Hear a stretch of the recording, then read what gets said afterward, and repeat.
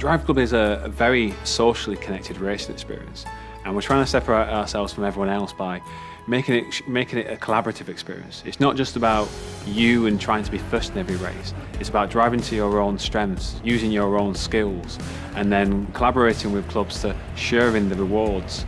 With PlayStation 4, when we set out in the early days, we really wanted to make everything dynamic in there. So we wanted this unconstrained physical environment. And it's important to us because we want to really kind of make use of the next generation hardware. I mean, when we looked at the PlayStation 4 when we first got our hands on it, and we were like, well, what can we do with this? And we wanted to make sure that we actually pushed it. We didn't just want to kind of go, well, we can do something that's slightly better than PS3. No, we wanted to take it to the next level.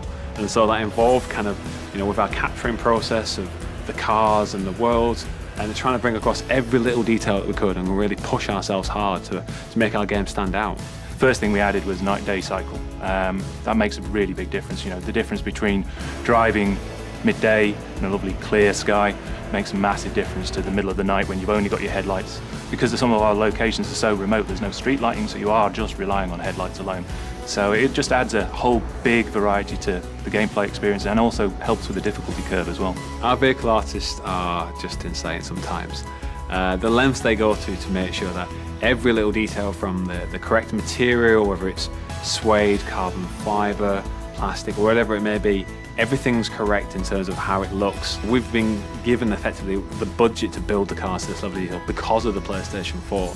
It's got the power to allow us to have 12 of these cars in full detail all the time, racing around. The AI system essentially applies the relevant inputs to drive the car, so it's a very realistic simulation. That means there isn't any kind of magic fudge factors going on. It's not hand of God pushing the car around the track.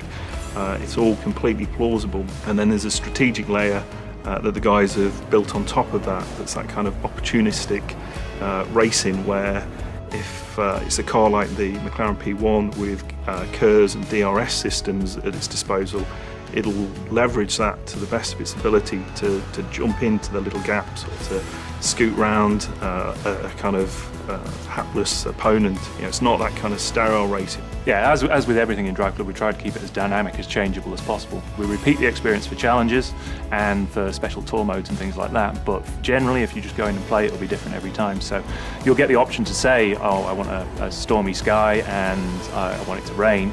That will be completely up to the seeded system in the background. So it's a random system and it's a variation on a theme, but you'll always get something different every time, even if you go in with the same settings. We really wanted to kind of make these worlds feel alive, and also that every race that you play, every lap that you do in time trial, it feels different. It kind of keeps it alive and makes it feel like a living, breathing world.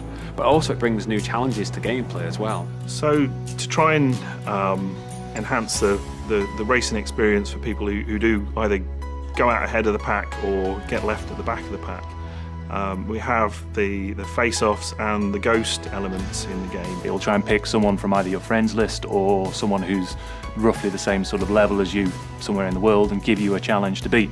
So it doesn't matter if you're back at the pack, you've still got drifting scores you can beat, or top speed or average speed or cornering, all those sort of things to do to keep you going, and they all feed back into your fame as well. So even if you finish last, you can still get a reasonable fame score to help boost your club and your own private fame. Yeah, fame in Driveclub is like the experience. So it's as you perform an action, whether that's drifting, drafting, overtaking, I think we've got like 20 or 30 of them, they all contribute towards your fame. And as you level up with fame, you get access to new content such as cars, new events, new liveries, designs that you can apply to your car. It's effectively like the currency of the game.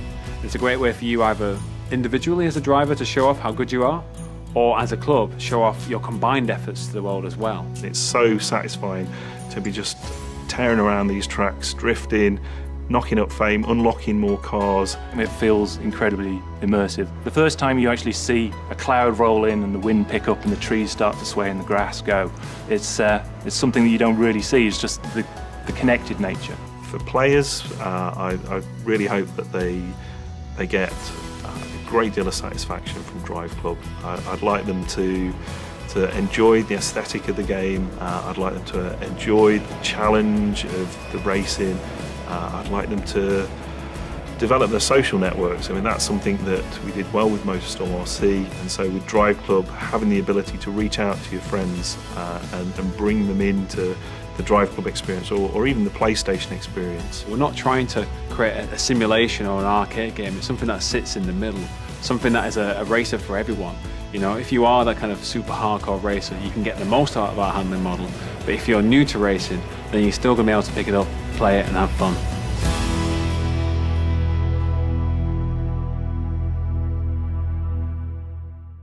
PlayStation